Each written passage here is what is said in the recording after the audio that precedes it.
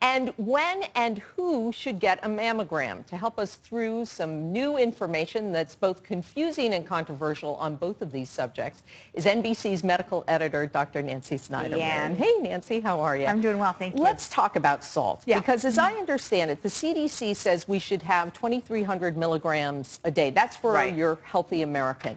This new study raises the bar and then some. So what does it say? So it basically says that Americans who haven't been listening to the guidelines, because we do consume more salt, may not be so wacky after all.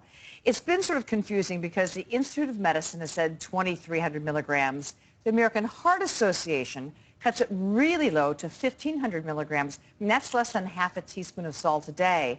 And they've done that saying that if you eat too much salt, you raise your chance of heart disease, high blood pressure, kidney disease, etc. This looked at data and said, you know, not enough proof in the pudding. And you might be able to increase the amount of salt that you have in your diet and still be perfectly okay. Now we're talking about otherwise healthy people. Yeah, because I was going to say, if heart disease is the #1 killer in this country, wouldn't that sort of lead you to believe that we are consuming so much salt, since it does have a negative impact on your body? So then they have to ask what comes first, you know, the cart or the horse. There is a risk group, and the people in this group should really avoid their salt.